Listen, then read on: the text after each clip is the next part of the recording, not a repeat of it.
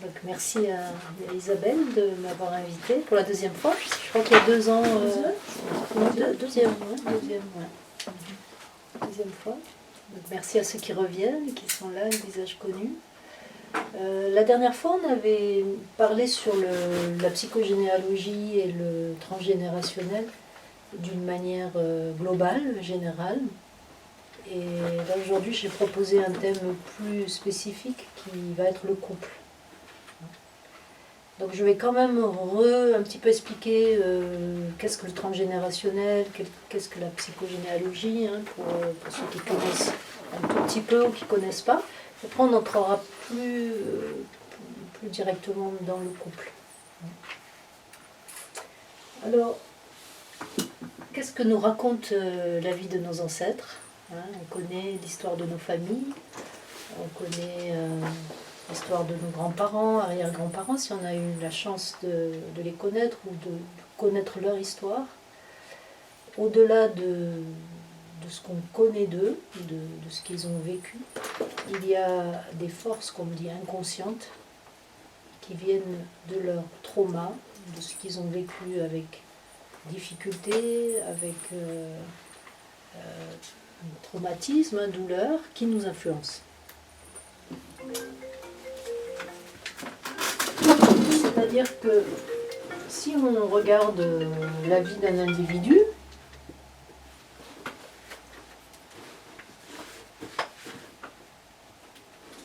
ce qu'on connaît bien dans la psychologie, ce qui est bien étudié chez les psychologues, les psychothérapeutes, les psychiatres, on va souvent vous demander qu'est-ce que vous avez vécu dans votre enfance.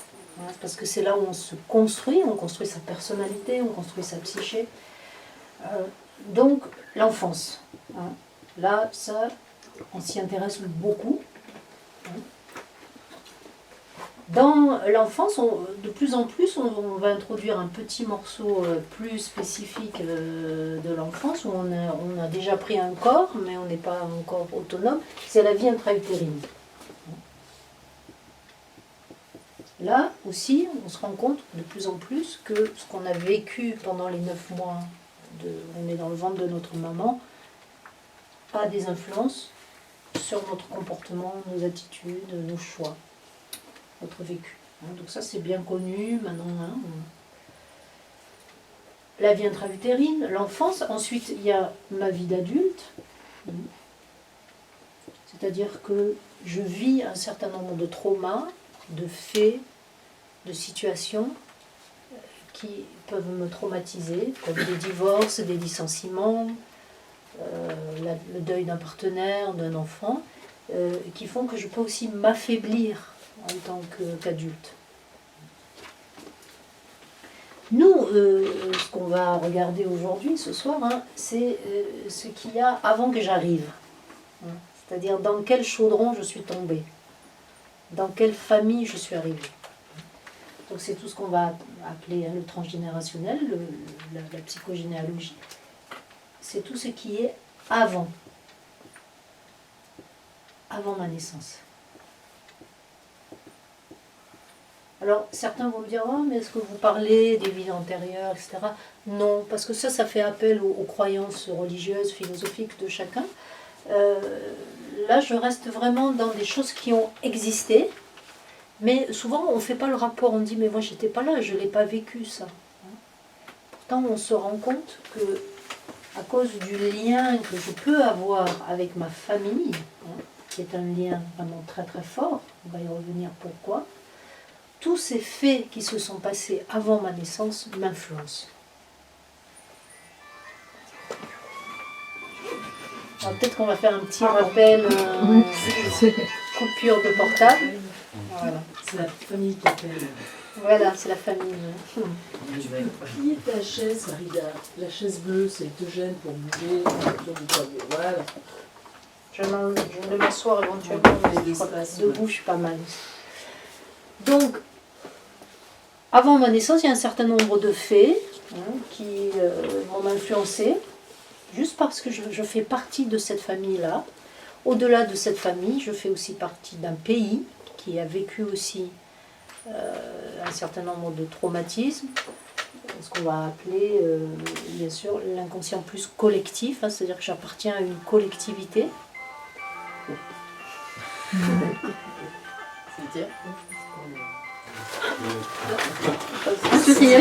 Donc, s'il vous plaît, si vous avez des portables, vérifiez qu'ils sont bien éteints. Voilà. Pourquoi ce lien est fort, le lien à ma famille est fort? Parce que si je suis là aujourd'hui, si vous êtes là aujourd'hui, si on est là aujourd'hui, c'est parce qu'il y a une famille qui nous a donné la vie, il y a des parents qui nous ont donné la vie. Donc la famille est la représentation de la vie. Qu'on n'ait plus de lien avec elle, qu'ils aient tous disparu, peu importe, la vie est liée à mes parents, mes grands-parents, mes arrière-grands-parents. C'est-à-dire qu'elle est arrivée à travers ça, que j'ai été abandonnée à la naissance, quelqu'un d'autre a pris soin de moi, mais ne m'a pas donné la vie. La vie vient vraiment du système familial. Pourquoi le lien est fort au départ? Parce qu'on a, quand on est, on a une certaine vulnérabilité, à la différence de certains animaux qui ont la capacité dès la naissance d'être assez vite autonomes, comme les insectes. Nous les humains, comme les mammifères à peu près, on est vraiment très dépendants de notre tribu, de notre famille, de notre collectivité pour survivre. Si on prend un petit bébé tout seul et puis on le... voilà, il vient de naître, on le pose, 2 jours après, il ne sera plus en vie. Donc, 5 heures après. Ou 5 heures après, voilà. Donc, dans mon inconscient profond, la famille me donne la vie, mais elle permet aussi que cette vie puisse arriver jusqu'à une certaine autonomie, jusqu'à ce que je sois capable par moi-même de pourvoir à mes besoins. Même si aujourd'hui, si on n'a pas de famille, il y a des systèmes sociaux qui prennent le relais. Mais c'est pas encore complètement intégré. Il y a aussi toutes ces centaines d'années où on avait vraiment été très très dépendante de la famille pour survivre. Donc nous, on va s'intéresser à qu'est-ce qui se passe dans mon chaudron, je vais l'appeler comme ça, là où je vais arriver. Ça veut dire que vous avez des thérapies, vous avez des approches qui vont vous s'intéresser au trauma qu'il y a eu dans l'enfance, et c'est important. C'est important, il faut s'intéresser à tout. Donc, il y a des choses qui se passent dans l'enfance, il y a des choses qui vont peut-être se passer dans ma vie intra-utérine. Ma maman a subi ça, ou mon papa est décédé pendant que j'étais encore dans le ventre de ma mère. On a un certain nombre de traumas, et on va se rendre compte que là aussi, on peut trouver des traumas. Ça veut dire que ça, quand je vais arriver à ma vie d'adulte, je vais pouvoir ressentir des affaiblissements devant certaines épreuves.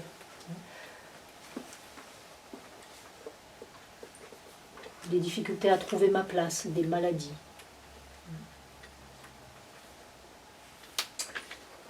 Parfois, vous avez des personnes qui viennent et qui ont, quand on regarde leur système familial, pas énormément là, dans le chaudron, il n'y a pas énormément de choses, et il va y avoir beaucoup plus de traumas dans l'enfance. Donc là, on va suggérer des approches thérapeutiques qui vont travailler plus sur les traumas de l'enfance. Au contraire, vous avez des personnes qui me disent, moi j'ai eu une enfance relativement heureuse, mes parents étaient bien présents, et on va trouver beaucoup de traumas chez les ancêtres. Et là, on va aussi trouver dans la vie d'adulte des difficultés à prendre sa place. Donc là, une approche transgénérationnelle va être intéressante pour ces personnes-là.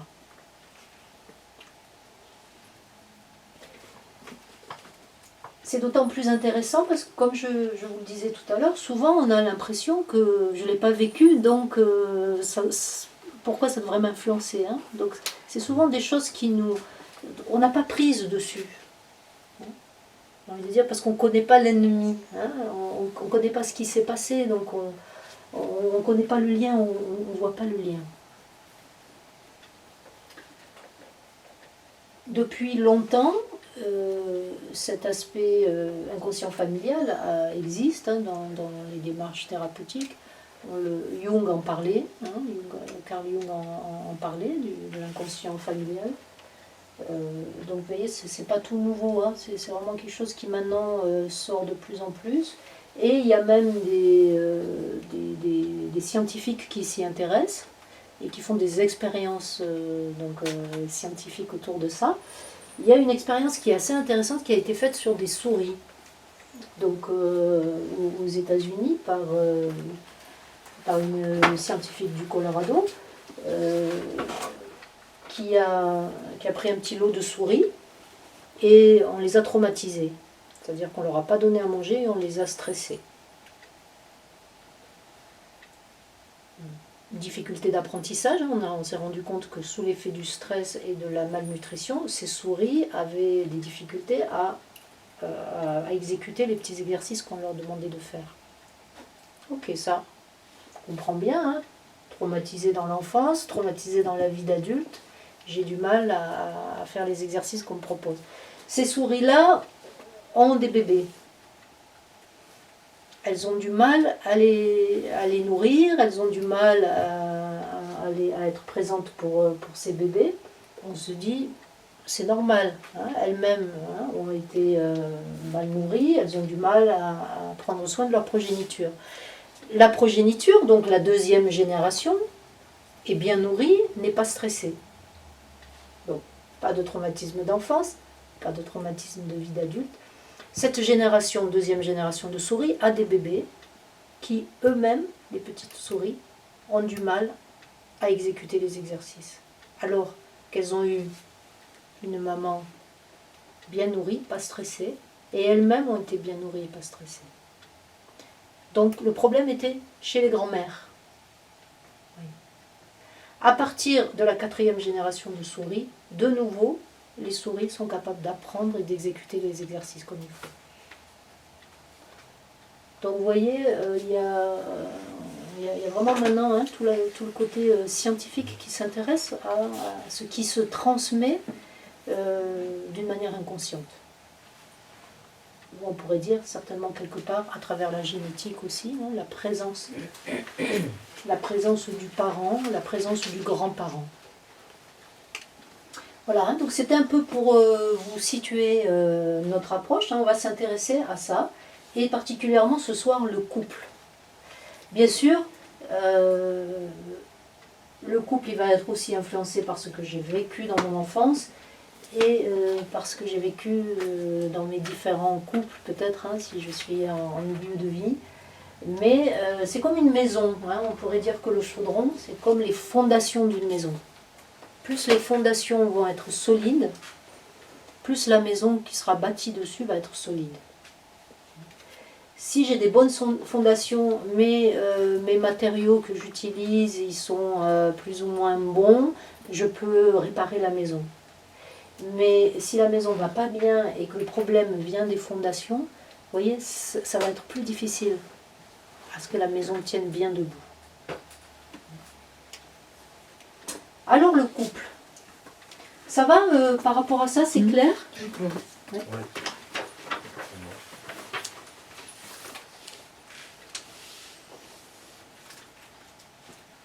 Le couple. Deux problématiques en général, soit on est en couple et ça ne va pas bien avec son partenaire ou sa partenaire, soit on n'a pas de couple, on a du mal à le créer, à le former. Et il n'y a pas la troisième optique. Oui, on est en couple et tout va bien. Oui, bien sûr. Ouais. Soit on est tout seul et tout va bien. Hein. Donc je parle, on va dire, deux problématiques essentielles. Soit j'ai pas de couple et j'aimerais le former, j'arrive pas à le créer.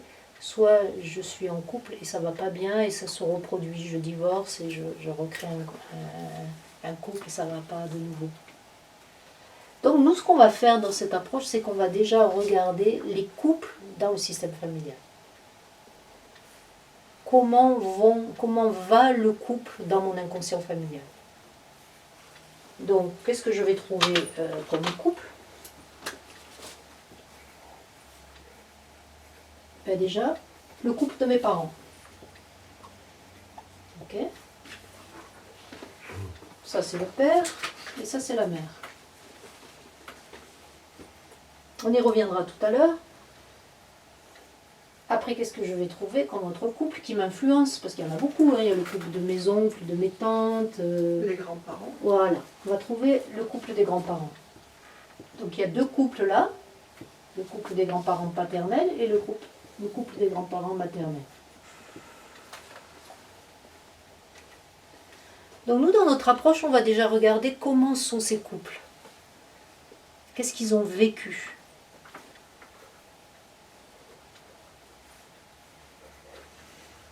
Tu vois que déjà, hein, on se dit, tiens, là, je fais des petites connexions, ça interpelle, hein, comment ils ont vécu, quelles sont les souffrances qui ont pu être dans ces couples-là. Et on peut aussi ainsi remonter hein, jusqu'aux 4 couples d'en dessus, qui sont les arrière-grands-parents. Qui nous influencent aussi, hein, vous avez vu avec les souris, hein, on a 4 générations. Qu'est-ce qu'on va trouver comme trauma dans un couple ou dans l'absence de couple, hein, puisqu'on a vu ces deux problématiques? Il y en a beaucoup, mais j'ai voulu en sélectionner que quelques-uns, 3 ou 4 pour qu'on ne se disperse pas trop. J'avais envie de, puisqu'on est en France, j'avais envie de parler de l'influence de la Première Guerre mondiale sur les couples. Donc on est en 14-18, une grande partie des hommes sont mobilisés, ils partent vers le front. Qu'est-ce qui se passe? Les femmes se retrouvent seules. On pourrait dire qu'à cette période-là, ce sont les femmes hein, qui ont fait fonctionner la France pendant que les hommes se battaient. Pour certains, on est au niveau de ma grand-mère. Pour d'autres, ça va être au niveau des arrière-grand-mères. Qu'est-ce que vivent ces femmes? Elles se retrouvent souvent assez jeunes, hein, parfois avec déjà 1 ou 2 enfants, seules, attendant le mari, qui parfois revient en permission. À ce moment-là, il peut y avoir un enfant qui est conçu. Beaucoup ne vont pas revenir. Donc là, on a, pour ces générations-là, un affaiblissement de la prise de place de l'homme dans le couple, à partir de la Première Guerre mondiale. C'est-à-dire, soit il ne revient pas, soit il revient blessé, gazé, et il arrive, et puis la femme, elle a fonctionné pendant quelques années sans lui, donc elle a bien pris sa place. Elle a fonctionné, elle a continué à travailler les champs ou à se débrouiller pour survivre. L'homme arrive, il est blessé, il est gazé, il ne trouve plus sa place. Soit il rentre, bien, pas blessé, mais traumatisé dans sa tête. Donc là, on a un trauma qui va être important dans la relation homme et femme, c'est l'implication de la Première Guerre mondiale dans le couple. On se dit, mais quel lien, hein, vraiment, il faut faire. Parce que voilà, ça c'est un fait, c'est un trauma qu'on peut appeler un trauma collectif. C'est-à-dire c'est tout un pays, presque toute l'Europe, hein, parce que du côté allemand, c'est la même chose, du côté autrichien. Voilà, donc là on a un trauma collectif qui va amener un affaiblissement de l'homme. Alors admettons, on va prendre le grand-père là. Il rentre, il est gazé, dans sa tête il est traumatisé parce qu'il a vu beaucoup de ses comparses de guerre mourir. Il a survécu comme il a pu. Il rentre, il est affaibli, sa femme a déjà pris la tenue. Hein. Là, à partir de là, j'ai un couple où... C'est quoi le message, au fond, de ce couple? Qu'est-ce qui commence à se construire, là, dans ce couple-là? Que la femme, elle peut assumer seule. Voilà, que la femme peut assumer seule. Pour peu que, sur la génération au-dessus, par exemple, dans une famille, j'ai eu un arrière-grand-père qui buvait, dépensait l'argent, où c'était la femme qui devait tenir. Je vois des personnes qui font oui, comme ça, avec la tête. Hein. Ou bien qui est décédé par accident, etc. Où déjà on a pris l'habitude de tenir la famille seule. Là, on a un traumatisme collectif, général, hein, d'une partie de l'Europe à ce moment-là. Ça renforce ce que vous disiez. On peut s'en sortir sans l'homme. Là, j'ai mis un descendant homme. Hein. Qu'est-ce qui peut lui arriver à lui? J'arrive pas à prendre ma place. Ou bien je suis attirée par des femmes fortes qui me rassurent parce qu'elles assurent, hein, elles comptent pas sur moi. Mais au bout d'un moment, je sais plus trop où j'en suis. Je sais plus quelle place j'ai. Où est ma place d'homme là-dedans? Si c'est une femme, hein, admettons que ce trauma soit dans la lignée de la femme, elle peut, avoir par exemple du mal à construire son couple. Parce qu'il y a une partie d'elle qui dit mais moi j'ai pas besoin d'homme, je m'en sors très bien toute seule. Pourquoi? Parce que aussi dans ces générations-là, selon le milieu dans lequel on vient, si on vient d'un milieu, par exemple, paysan, agriculteur, ouvrier, artisan, où le lien dans le couple est le travail, c'est-à-dire que, bon, bien sûr, il y a la place pour les sentiments, mais on est aussi ensemble pour élever notre famille, travailler. Si la femme, elle s'en sort très bien toute seule, elle est indépendante, elle a un travail, elle a, dans ces générations précédentes, un affaiblissement de l'homme, hein, parce qu'on vient de dire, elle peut très bien ne pas arriver à construire son couple, parce que c'est comme s'il n'y a pas de place pour l'homme. Par exemple, ça c'est une conséquence transgénérationnelle. Ou bien, elle va aller chercher un homme, même si elle va s'en plaindre, parce que je vois beaucoup de ça dans les consultations, c'est moi qui fais tout, je ne peux pas lui confier quelque chose, c'est pas bien fait, je préfère le faire moi-même, etc. C'est-à-dire que je vais chercher un homme qui va ressembler à ce grand-père qui n'a pas pris sa place, même si lui, il n'est pas gazé, ni blessé, ni il a fait la guerre. Hein. Donc, je vais chercher quelqu'un qui va continuer cette croyance que je peux m'en sortir sans l'homme. Et ça peut se poursuivre hein, à la 4e génération. Par exemple, là. Ça va, ça fait du sens pour vous ça...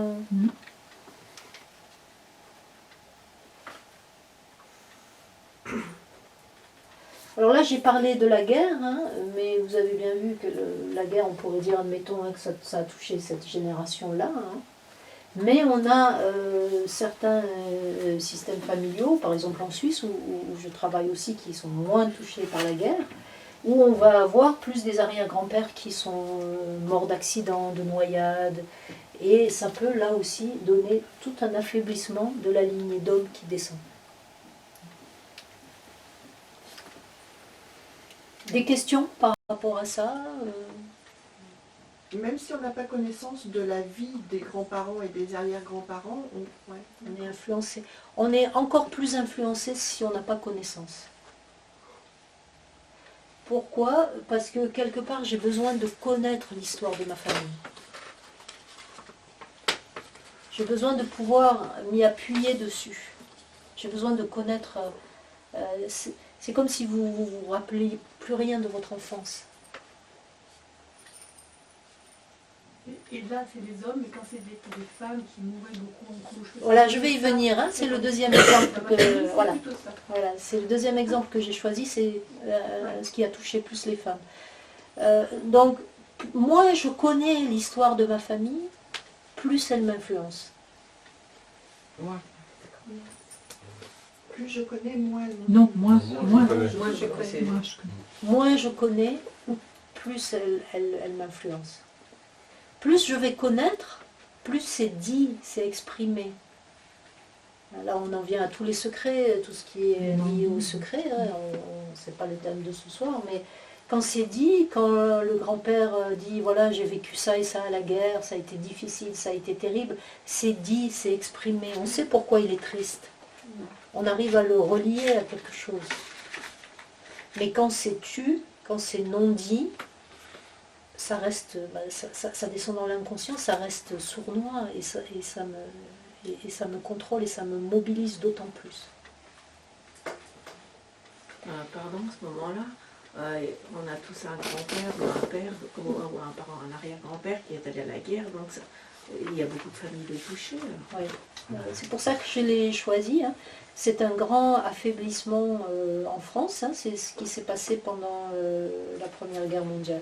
Alors pas tous, hein, parce qu'il y a, selon la position des parents, s'ils sont plutôt dans les aînés ou dans les puinés, hein, certains sont moins touchés parce que le grand-père était déjà plus âgé. Mais certaines générations, on a nos grands-pères qui sont partis à la guerre. Ça dépend aussi ce qui a été vécu.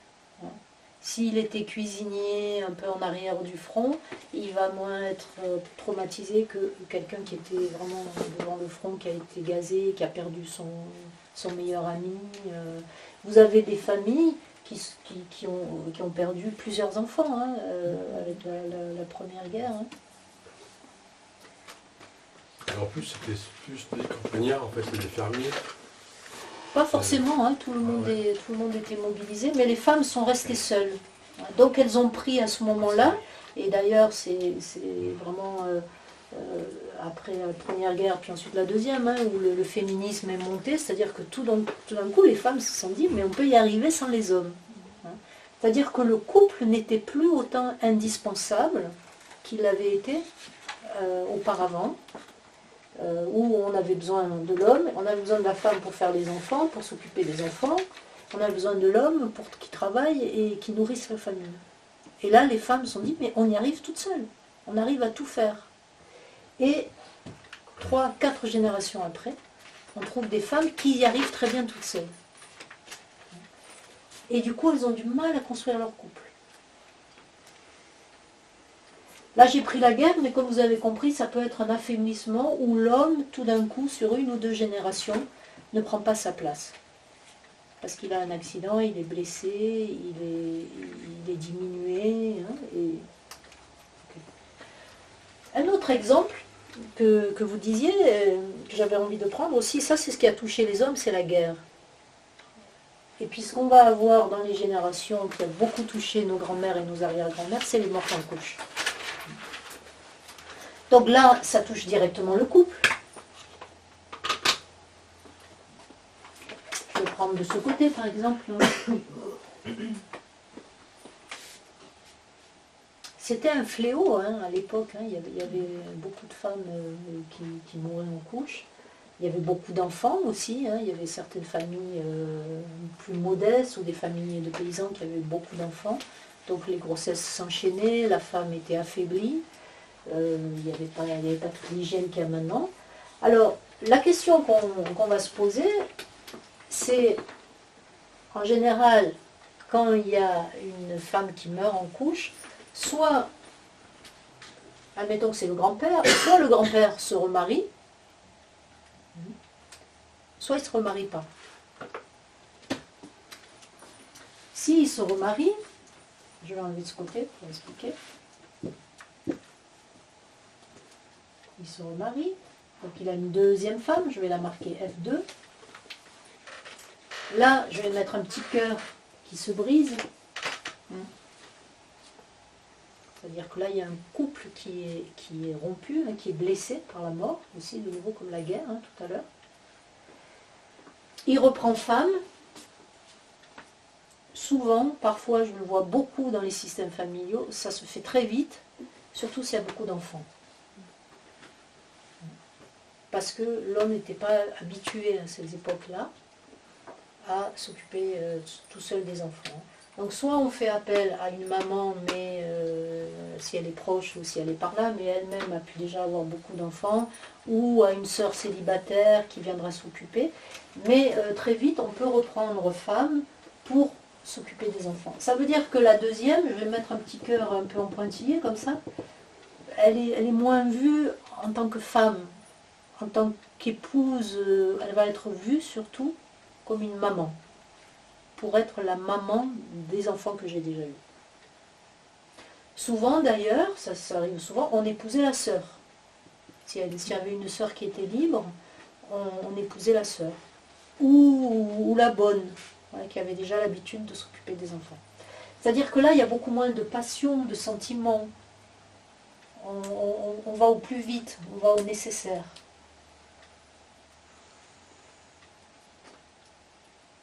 Alors, est-ce que je descends de ce système où il y a eu un choix, où on s'est choisi, où on s'est épousé, ou est-ce que je descends du système de remplacement, je vais appeler, c'est-à-dire que là, ça serait ma grand-mère, là, ça serait la première femme du grand-père, je descends du deuxième mariage, donc je descends d'un couple qui est plutôt fonctionnel. C'est-à-dire que je descends de la remplaçante.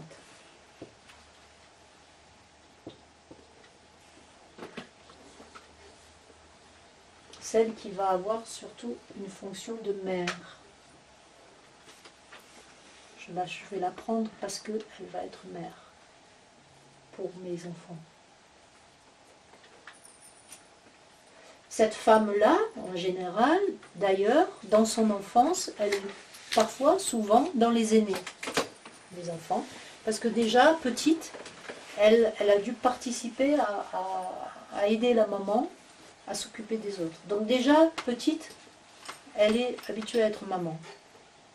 Elle peut être aussi petite, déjà une remplaçante, par exemple d'une sœur avant elle morte. Et on lui a donné, elle arrive tout de suite derrière, on lui donne le prénom de la sœur déjà décédée, et dans l'inconscient des parents, elle est un peu celle qui remplace. Donc là, on va avoir, comme tout à l'heure avec les hommes absents, là on va avoir les femmes de remplacement, les remplaçantes. Ça, c'est les faits qui se passent au niveau de mes grands-parents, de mes arrière-grands-parents. Et là, la croyance, la constitution du couple dans les générations qui suivent, ça va être, j'ai pas droit à la première place. J'ai pas droit à la passion. Même si à cette époque, on y reviendra tout à l'heure, c'était parfois des mariages arrangés. Mais admettons que ce ne soit pas un mariage arrangé, que ce soit un mariage choisi. Ma place, c'est de m'occuper d'eux. De prendre soin d'eux.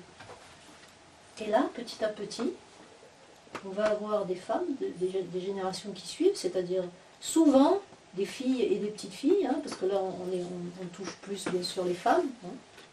En tant que femme, je vais être plus touchée par le vécu bien sûr de mes mères, grand-mères et arrière-grand-mères et arrière-arrière-grand-mères.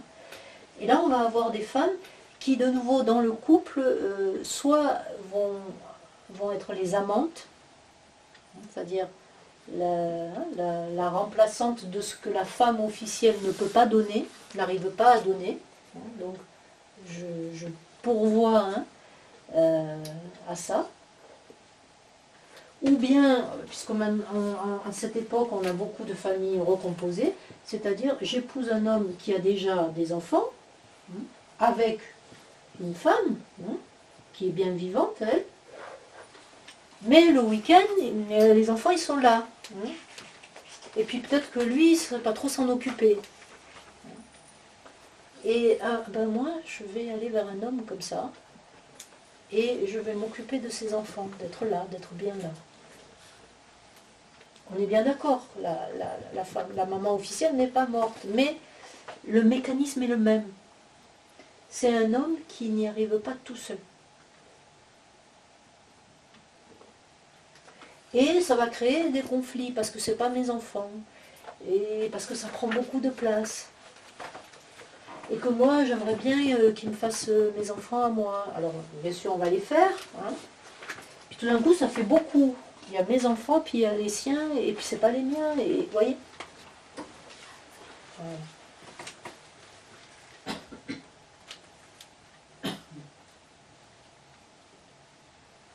Ou bien, bien sûr, je peux tout à fait, hein, ça c'est un autre cas, c'est-à-dire que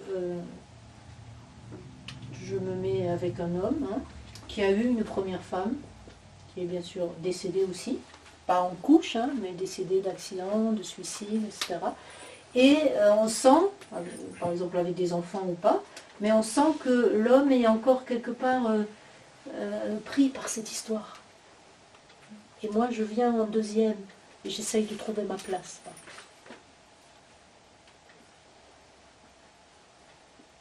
Ça, c'est si je descends de la lignée de celle qui remplace. On est d'accord? Donc celle qui vient après. Ça va, ça fait du sens pour vous ça Des questions par rapport à ça, ou des exemples que vous auriez dans vos familles? Par contre, sur la lignée qui vient de la femme qui est décédée en couche, elles ont une autre problématique. Ouais, alors on va le voir. Ouais, ouais, bien sûr.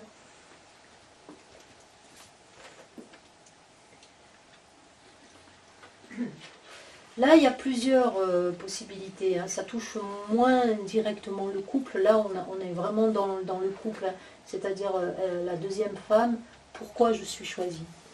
C'est pas systématique. Hein. Il y a aussi des hommes qui finalement n'étaient pas très amoureux de leur première femme. Elle décède en couche. Puis ça faisait un petit moment déjà qu'ils avaient le regard porté sur une autre. Et puis finalement, donc. Ce que je vous dis, c'est pas systématique. Hein. Il faut voir vraiment, on le sent, hein. Je vous parlerai tout à l'heure comment on travaille, il y a des exercices spécifiques pour sentir tout ça. Il faut que chaque fois, bien sûr, c'est unique, hein. Chaque système est unique. Alors, si je descends de l'aïeul, de l'ancêtre qui est morte en couche, ça va, j'ai envie de dire, ça va toucher la vie du descendant d'une manière beaucoup plus générale. Pourquoi? Parce que celle qui a donné la vie va manquer. Hein. Souvent, elle a des enfants qui sont encore jeunes. Et donc là, il y a un gros manque entre, je vais prendre la maman, mais ça peut être aussi un garçon, entre la mère, entre la fille et la mère, entre le fils et la mère. Hein. C'est-à-dire qu'il y a un affaiblissement de l'enfant parce que la maman décède. Là aussi, deux possibilités. Soit, admettons que ça se passe au niveau de la grand-mère qui meurt en couche, et je parle de ma mère.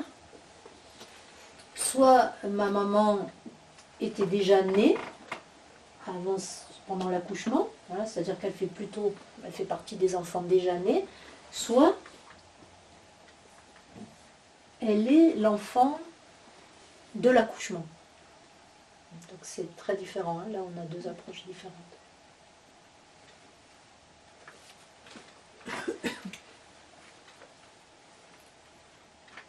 Ce qu'on va trouver en général, si l'enfant, si je descends en ligne directe de l'enfant qui a causé, qui était dans laquelle la femme est morte, hein, elle est en train d'accoucher de mon ancêtre, c'est que souvent il y a une grande culpabilité. Donc il y a vraiment un gros sentiment de culpabilité. D'ailleurs, souvent, cet enfant-là, il est confié à quelqu'un d'autre. On peut le confier à une grand-mère, à une tante. C'est comme si le père n'arrive pas à le voir, cet enfant. Pas toujours, hein, donc je ne voudrais pas généraliser, hein, mais chaque fois qu'il voit cet enfant, il se rappelle de sa femme. Donc soit il le voit exagérément plus que les autres parce que ça lui rappelle sa femme. Donc l'enfant n'est pas plus vu pour lui-même, il est vu parce qu'il rappelle la maman. Soit au contraire, on ne peut pas le voir, parce qu'en le voyant, on repense à tout ce qui s'est passé. Donc, même si on ne lui dit pas, ou parfois on lui dit, c'est toi qui as tué ma femme, c'est toi qui as tué ma mère, si tu n'étais pas là, elle serait toujours vivante. Oui. Donc là, on a quelque chose qui va toucher beaucoup plus que simplement le couple. Il y a une relation à la fois à la mère qui n'est plus là, et à la fois au père qui ne me voit pas complètement et totalement. Donc souvent, ce sont des enfants très souffrants, hein, difficulté à prendre leur place, aussi bien dans leur vie, dans leur couple, ainsi que le descendant, ainsi que les descendants. Là, là c'est plus que le couple. Ce qui va nous intéresser dans ce traumatisme de mort en couche, c'est déjà de voir l'âge. À quel âge ça se passe pour la grand-mère?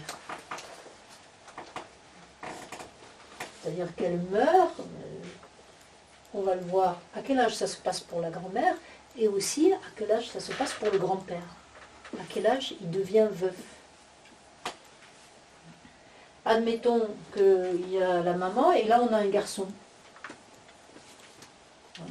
On a un garçon.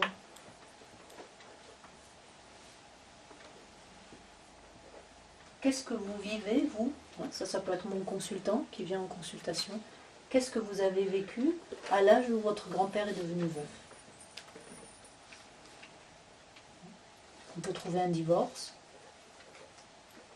Dans les cas, j'ai envie de dire, extrêmement dans l'imitation du système familial, on peut trouver le décès en effet de sa partenaire. Souvent on va trouver un divorce. Il y a souvent un événement fort, une maladie, le début d'une maladie. C'est-à-dire qu'il y a une espèce de loyauté. Hein, grand-père, comme toi, à cet âge-là, je vivrai quelque chose de difficile.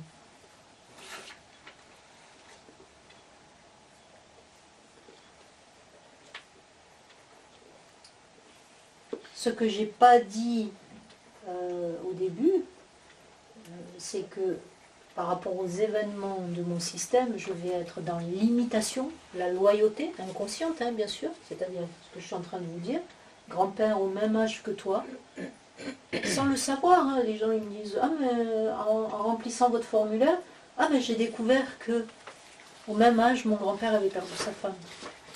Mais l'inconscient il le savait lui depuis longtemps. Au même âge, donc là on est dans l'imitation, la loyauté. Ou bien on va être dans la réparation, c'est-à-dire que j'essaye de réparer mon système. Comment je peux réparer? Par exemple dans un cas comme ça, quelqu'un a une idée de comment je peux réparer? Une des réparations possibles pour un descendant par rapport à un traumatisme du grand-père, d'avoir perdu sa femme. On va leur faire un enfant, non? De vouloir un enfant à ce moment bien précis. Oui, tout à fait, oui. Ça peut être une réparation au même âge, hein, par exemple au même âge, oui. Une autre réparation plus souffrante, là c'est une réparation heureuse, hein, j'ai envie de dire. Mais souvent les réparations sont souffrantes quand elles sont inconscientes. Hein. Quand on les rend conscientes, après, quand on les verbalise, et à ce moment-là, on peut faire des réparations qui sont plus nourrissantes pour l'individu. Hein. Donc une réparation souffrante. Un divorce. Un divorce. Oui, et alors c'est pas une réparation, ça va être une imitation. Ouais, c'est-à-dire que je me sépare aussi, je perds quelque chose. Une réparation, ça veut dire je ne me marie pas, je ne crée pas de relation, je ne crée pas de couple. Comme ça, je suis sûre que je ne souffrirai pas de la possible mort de ma partenaire. Donc ça, c'est une réparation dans un couple. Ça peut être une autre raison de ne pas rencontrer quelqu'un. Je ne rencontre personne, comme ça, je ne vivrai pas la même chose. Donc là, on est plutôt dans de la réparation. Des réparations qui n'ont rien à voir avec le couple, je serai médecin ou je serai gynécologue. Comme ça, je pourrais m'occuper de la grand-mère. Vous voyez, c'est comme si on vivait, on est en 2015, mais il y a une partie de nous qui vit en 1920. Comme ça, je m'occuperai, ça n'arrivera plus jamais. Et si je me marie, c'est bien moi qui accoucherai ma femme, vous voyez, parce que je veux être sûre que rien ne se passe. Donc là, on sort un peu de la dimension du couple, hein, mais on peut avoir des individus qui restent seuls pour ne pas revivre cette immense douleur.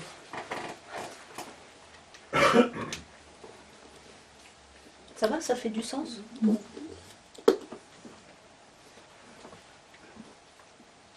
Voilà, hein, ça c'est deux exemples hein, de traumatismes qu'on trouve beaucoup. Ensuite, ce qu'on va voir... alors, pardon, je n'ai pas fini. Ça, c'était si je suis la descendante de celui ou celle qui a perdu sa maman tout petit. Hein. Souvent, c'est des personnes qui portent une culpabilité, hein, c'est ce que je vous ai dit. Et surtout, un grand sentiment d'abandon. C'est-à-dire, bien sûr, ma mère est morte, donc je suis un petit enfant abandonné. Mon papa est endeuillé, donc il ne me voit pas totalement, on ne fait pas la fête. Hein. Mes jours d'anniversaire, on ne les fête pas, parce que c'est aussi l'anniversaire de la mort de maman. Donc il y a un abandon. Hein. Et c'est souvent des personnes qui vont générer ensuite pour les descendants un gros sentiment d'abandon. Et donc on se retrouve 2-3 générations en dessous, avec des personnes qui viennent avec cette impression de toujours vivre des abandons dans le couple. C'est-à-dire on n'arrive pas à garder le couple, on se sent tout le temps abandonné, ou on aimerait tout le temps que le partenaire ou la partenaire soit près de moi, qu'elle ne me lâche jamais. Quand on regarde dans l'enfance, on ne trouve pas d'abandon pour ces personnes-là, elles n'ont pas été abandonnées. Mais l'abandon, on va le trouver beaucoup plus haut. Spécialement chez le bébé né de la fausse couche. Puisque plus l'abandon est tôt, plus l'abandon est précoce, plus il est souffrant.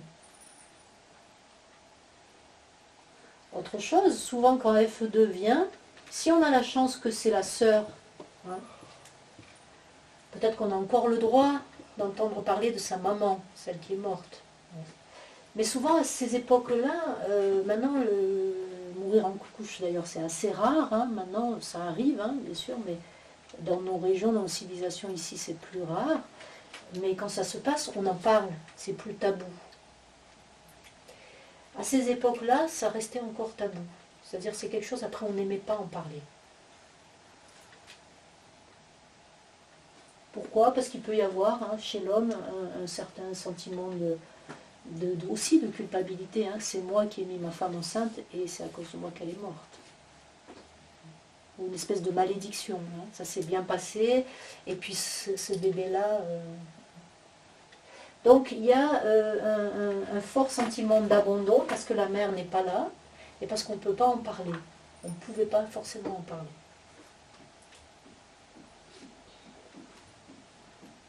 Donc on va retrouver toutes ces dynamiques d'abandon hein, chez les descendants qui appartiennent là.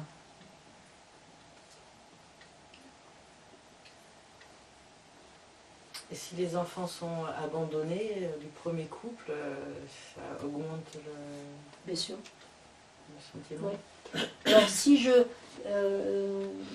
ça on le voit encore dans certains pays, hein, en Amérique du Sud par exemple, maintenant un petit peu moins, parce ils essayent d'éduquer des familles, mais il y a 20-30 ans en arrière, encore en Amérique du Sud par exemple, si on était veuf, ou même si on voulait plus de sa première femme, la deuxième en général ne prenait pas les enfants. Donc les enfants étaient abandonnés. Si je ne suis pas directement de l'enfant qui est morte en couche, mais que je viens d'une enfant qui est un peu plus déjà âgée, ça va être moins fort, puisqu'il n'y a pas la culpabilité. Hein.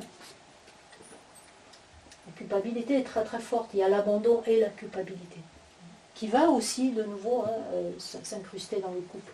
Alors si je suis plutôt d'une enfant qui vient après, qui est venue avant, pardon, on va trouver bien sûr aussi le sentiment d'abandon. J'ai perdu ma maman à 5 ans, à 6 ans.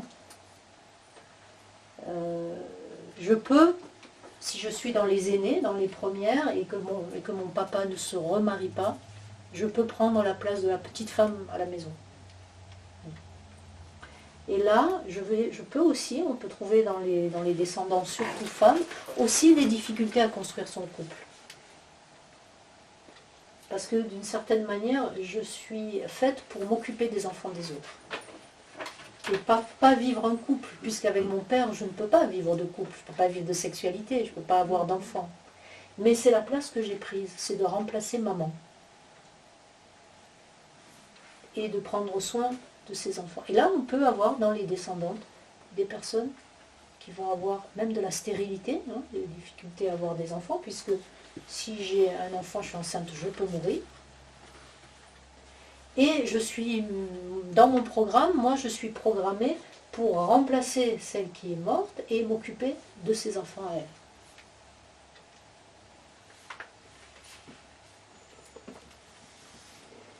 Ça va? Ça fait du sens?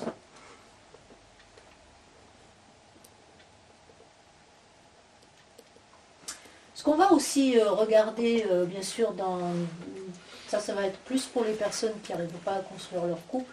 On va bien sûr regarder dans le système familial qui n'a pas eu de couple. C'est-à-dire qui n'a pas eu le droit de construire son couple, soit parce qu'on l'a mise dans les ordres, ou on l'a mis dans un petit séminaire ou grand séminaire, est devenu prêtre, curé, moine, hein, donc des vies de célibataires. Ou des personnes qui n'ont pas pu épouser l'homme qu'elles voulaient. Enfin, on trouve beaucoup hein, dans les générations de nos grands-mères, arrière-grand-mères. Par exemple, les deux sœurs étaient amoureuses du même homme. Donc là, ces femmes-là, bien sûr, ça va pas être mes grands-mères ou mes arrière-grand-mères, puisqu'elles n'ont pas construit de couple ni eu de descendance. Ça va être plutôt des tantes, arrière-tantes, arrière-grand-tantes. Donc là, on n'est plus dans le couple, on est dans le non-couple.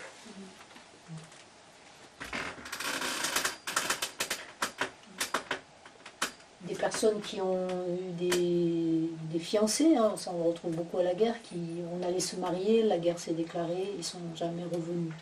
Et je suis restée fidèle.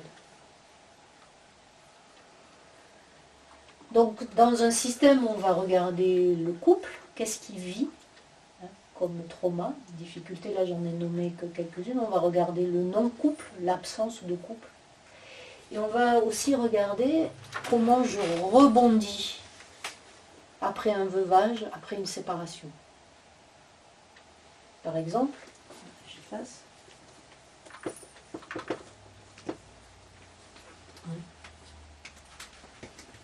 Je vais essayer les arrière-grands-parents maintenant.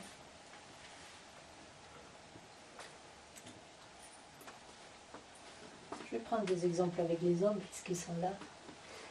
Là, mettons, c'est le grand-père.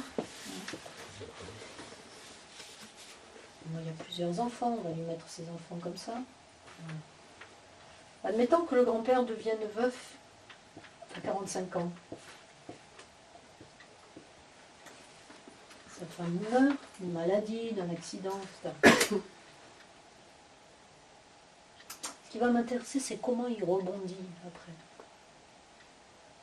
C'est-à-dire, est-ce qu'il reste dans le deuil, dans le veuvage, sa vie sentimentale, sexuelle s'arrête, ou bien il prend deuxième femme, c'est-à-dire qu'il se donne un nouvel élan.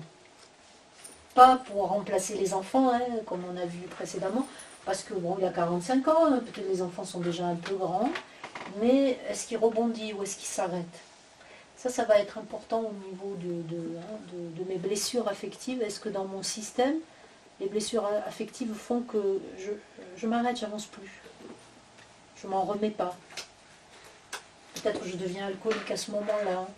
Je perds mon commerce parce que je m'en occupe plus. Hein. C'est-à-dire que j'arrive plus à me relever de ça.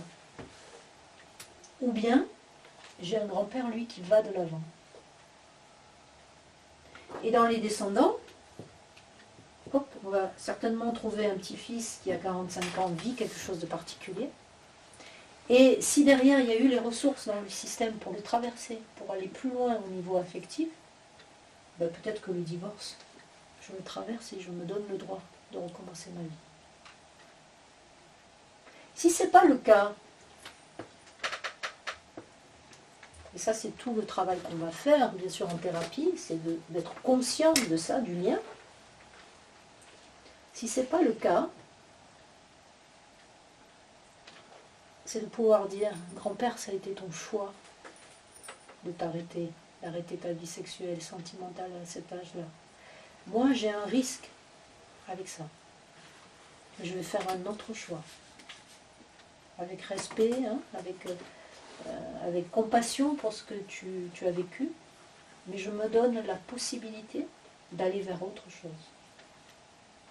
Et ça va être tout le travail thérapeutique, hein, toute la résilience qu'on va amener autour de tous ces traumas qu'il y a eu, c'est de les voir, les reconnaître la souffrance de mes ancêtres, mais me donner la possibilité d'aller vers d'autres choix, d'aller vers un autre chemin.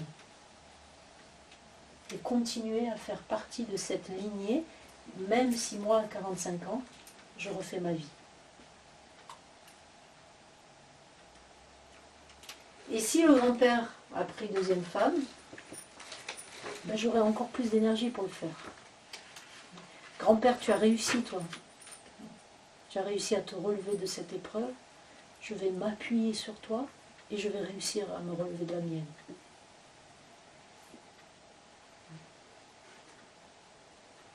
C'est-à-dire qu'il y a les souffrances dans mon système familial, mais il y a aussi les ressources.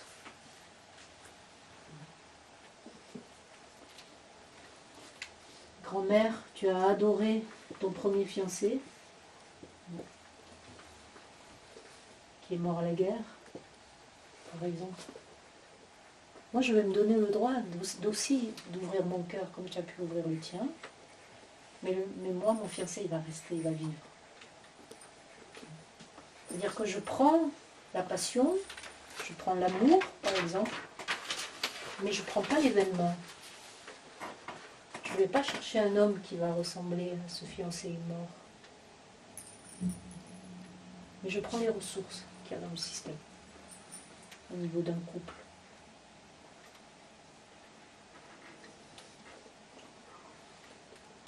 Ça va? Ça fait du sens?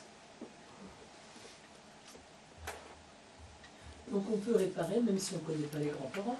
Admettons qu'on ne connaisse pas l'histoire de grands-parents. Oui, mais oui, justement, je me posais la parce qu'on question. n'en a pas entendu forcément parler, il y en a un qui a disparu de la circulation. On peut très bien, quand on prend conscience qu'il y a une difficulté pour créer un couple, se dire, bon, il y a peut-être eu quelque chose, on ne sait pas quoi.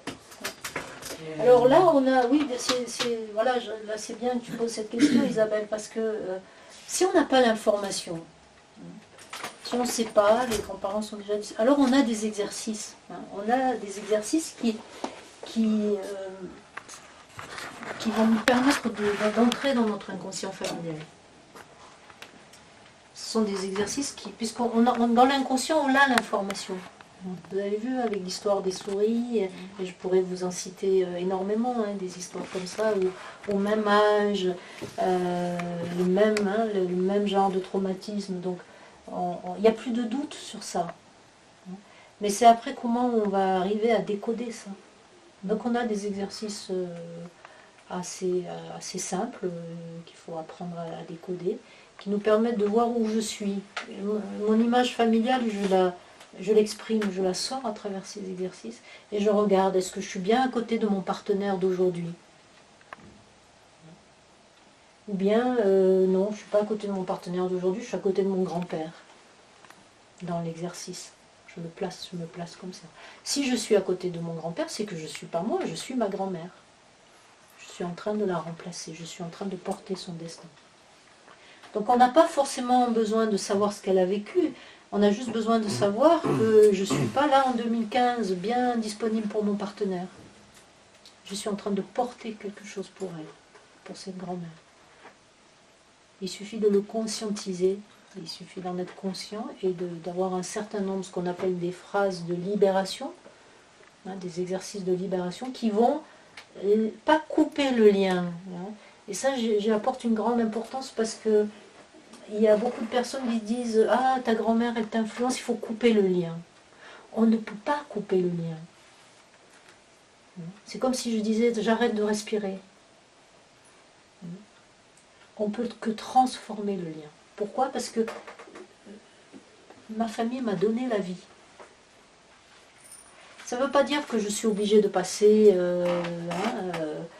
on a des cas de parents pathologiques, hein, qui ont été violents, abuseurs. Ça ne veut pas dire tout accepter, tout pardonner et faire comme si rien ne s'était passé. C'est juste remettre chacun à sa place.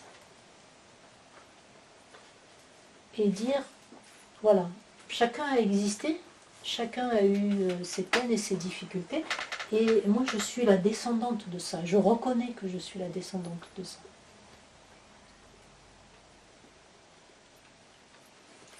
Donc on a ces exercices et ces pratiques qui permettent de transformer le lien. C'est juste pouvoir dire, grand-père, grand-mère, vous avez vécu ça comme couple. Papa, maman, vous avez vécu ce genre de couple. Je le reconnais. Je suis née de ce couple-là. Maintenant, je vais créer mon propre couple. En prenant de chacun d'entre vous un petit peu, une bonne épice, un bon ingrédient. Je me souviens une fois d'un consultant qui arrive pour des problèmes de couple. Et souvent, je demande comment va le couple des parents. Est-ce qu'il y a eu des séparations, des divorces, parce que ça, c'est important. On l'a vu au début, ce qu'on a vécu dans l'enfance avec le couple de ses parents. Et il commence à me dire, ah non, mais mes parents, mais quelle horreur, mais quel couple ils forment. Ils passent leur temps à se disputer, à se crier dessus, etc. Je dis, bon, mais ça fait combien de temps qu'ils sont ensemble? Oh, au moins 40 ans, puisque justement, la semaine prochaine, on va fêter les 40 ans. Je dis, mais c'est bien, 40 ans. Vous, le plus longtemps que vous ayez tenu avec quelqu'un, c'est combien? Il me dit, oh, 3 ans, 4 ans. Et puis, je dis, chapeau à vos parents, quand même. Vous ne trouvez pas, 40 ans? Vous voyez, bien sûr, ils se disputent. Bien sûr, ils se chamaillent, mais quand même, 40 ans, on traverse la vie ensemble, on a envie de s'incliner devant ça. Vous voyez, c'est prendre le meilleur du couple. Soit je peux me tourner vers le couple de mes parents en reconnaissant ce qui est bon dans ce couple-là, soit je peux juger, critiquer, et ça m'affaiblit.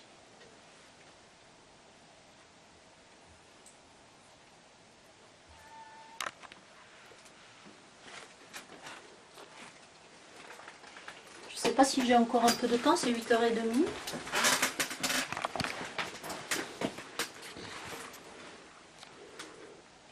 Là, j'ai parlé essentiellement de ce qui était au niveau des grands-parents. Je vais juste encore amener une petite approche, puis après on passera aux questions-réponses. C'est le couple de mes parents, puisque je suis en train d'en parler.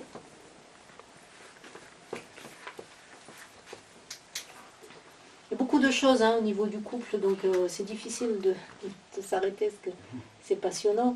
Le couple de mes parents. On a bien compris, je suis née de ce couple. Je vais mettre un petit peu comme ça, avec un cœur.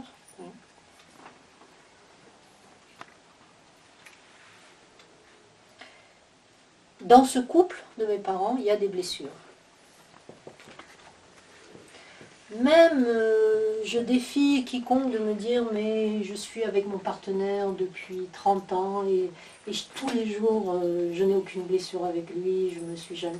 C'est pas possible, sinon, ce serait même pas marrant, ce serait même pas évolutif. Donc il y a toujours une petite blessure, il y a toujours quelque chose qu'on ne trouve pas dans le couple. La blessure, elle peut être plus ou moins grande. Cette blessure, quand je suis enfant, je la vois, je la sens. Même si elle n'est pas nommée. Inconsciemment, je le sens. Quelque chose que mon père ne reçoit pas dans son couple, que ma mère ne reçoit pas dans son couple. Souvent, qu'est-ce que je fais? C'est que quand je vais créer mon propre couple, et c'est là la petite note que je voudrais ajouter, c'est mon propre couple dans lequel il y aura des enfants. Pas le couple où il n'y aura pas d'enfants, le couple où il y aura des enfants. En général, cette blessure qu'il y a au niveau du couple de mes parents, je vais l'installer dans mon propre couple.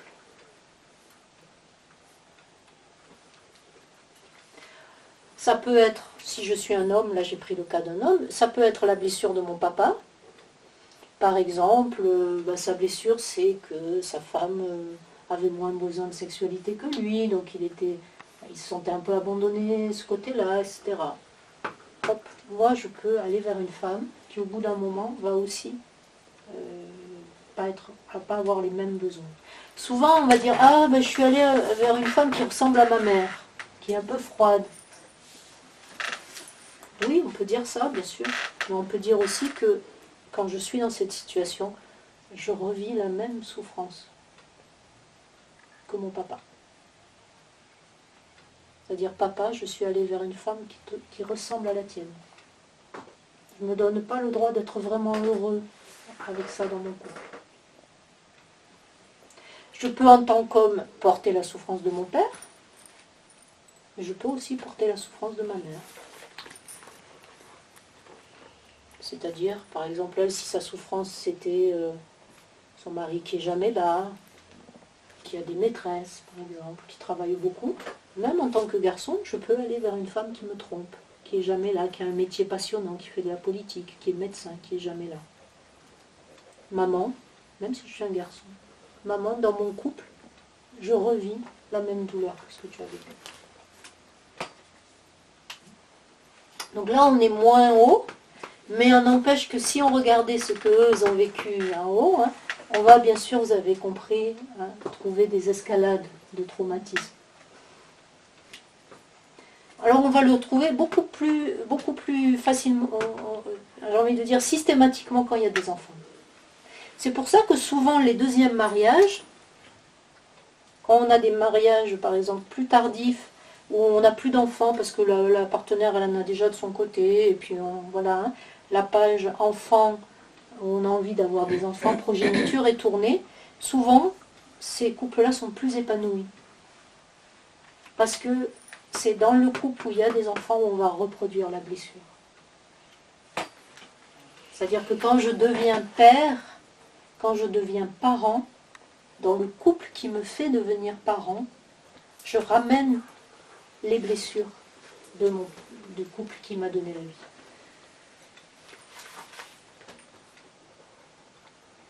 Et là, bien sûr, on va retrouver des problématiques dans ce couple-là, qui sont des problématiques qui en réalité viennent de là.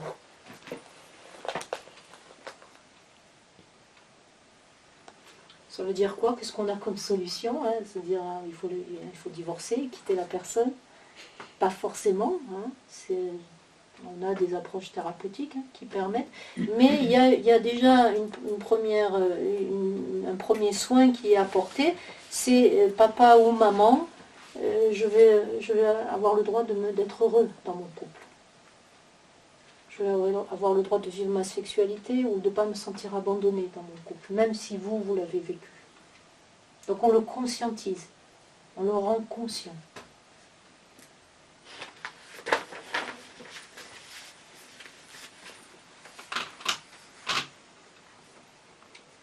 Voilà, c'est à peu près ce que j'avais envie de partager avec vous.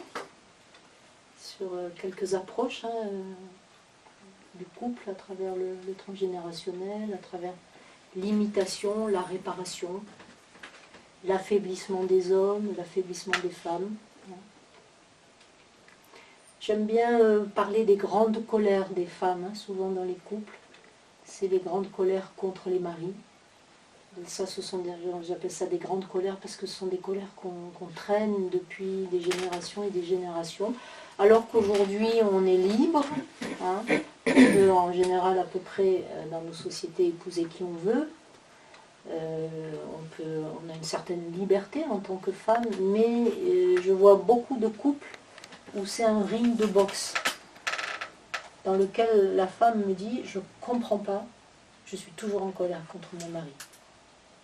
Il est gentil, il est adorable, mais ça fait un moment que je suis en colère contre lui. » Et on regarde les colères en haut, plus haut. Qui n'a pas pu quitter son mari et qui pendant des années a été en colère parce qu'elle était trompée, parce qu'elle était dépendante de l'homme. On va avoir les grandes colères des hommes aussi, Ce sont plus des colères contre la mère. Et dans le couple, on va aussi avoir des hommes qui disent ma femme m'énerve, elle me contrôle, elle me domine tout le temps. Et on va retrouver des hommes, soit eux-mêmes dominés, contrôlés par leur propre mère ou par leur propre femme. Et le couple, au lieu de devenir un lieu d'épanouissement, de plaisir, ça devient un lieu où on règle les comptes. Là, on est dans la réparation. Voilà, moi maintenant j'ai le droit d'être en colère contre mon mari, j'ai le droit de le quitter, j'ai le droit de faire ceci ou cela, j'ai le droit de garder les enfants, et je vais réparer tout ce que mes ancêtres ont subi.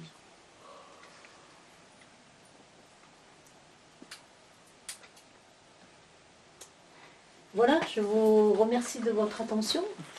Je suis à votre disposition s'il y a des exemples, des questions, ou même des suggestions. Est-ce qu'elle a venu